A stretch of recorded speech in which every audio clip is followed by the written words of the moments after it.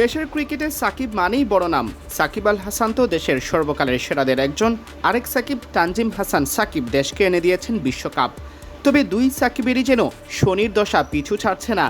একজনের ফেরা নিয়ে নতুন করে শঙ্কা তৈরি হয়েছে, আর অন্য একজন পুরনো চোট মাথাচাড়া দেওয়ায় ছিটকে পড়েছেন মাঠের বাইরে। ফাস্ট বোলারদের কেরিয়ার জুড়েই লড়তে হয় চোটের সাথে, এ আর নতুন কি? তবে তানজিম হাসান সাকিবের চোট যেন আঠার মতো পিছু লেগেছে। চোট কাটিয়ে মাঠে ফেরা এই পেসার আবারও মাঠের বাইরে ছিটকে পড়েছেন পুরনো চোট মাথাচাড়া দেওয়ায়। বিশ্বকাপে না যাওয়া শীর্ষস্থানীয় ক্রিকেটারদের নিয়ে আয়োজিত অদম্য টি-20 কাপের পর দীর্ঘদিন বিরতিতে থাকা এই পেসার নিউজিল্যান্ডের বিপক্ষে ওয়ানডে সিরিজের শেষ ম্যাচের স্কোয়াডে ডাক পেলেও সিরিজ নির্ধারণী ওই ম্যাচে তাকে মাঠে নামানো হয়নি। আমূলে বদলে ফেলা হয় টি-20 সিরিজের স্কোয়াড। পেস ইউনিটে তিনি বলতে গেলেছিলেন নেতার ভূমিকায়। তাসকিন আহমেদ, মুস্তাফিজুর রহমান, নাহিদ রানাকে বিশ্রাম দিলেও ভরসা রাখা হয় তার কাঁধে।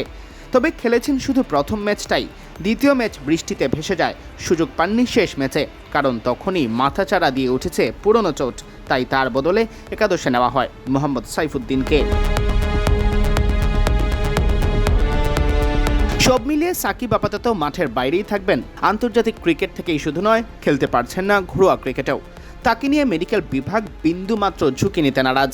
পিঠের হাড়ের এমআরআই করানো হয়েছে, এরই মধ্যে সেই রিপোর্টের ফলাফল এখনও জানা যায়নি। তবে এটুকু জানা গেছে তার পিঠের হাড়ে ফ্র্যাকচার রয়েছে, তাই বোলিং করা যাবে না আপাতত। এমনকি নড়াচড়া, চলাফেরা, হাঁটাচলাও করতে হবে পুনর্বাসন প্রক্রিয়া মেনে। চিকিৎসার জন্য প্রয়োজনে তাকে দেশের বাইরে পাঠানোর কথাও ভাবছে বিসিবির মেডিকেল বিভাগ।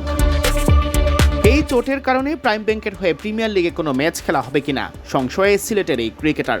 অনূর্ধ্ব-19 বিশ্বকাপ জয়ী এই পেস বোলিং অলরাউন্ডারের বাংলাদেশের হয়ে অভিষেক হয় 2023 সালের সেপ্টেম্বরে। 15টি ওয়ানডে ও 41টি টি-20-র পাশাপাশি জাতীয় দলের হয়ে একটি টেস্টও খেলা হয়েছে তার। সিয়াম চৌধুরী, বিডি ক্রিক টাইম।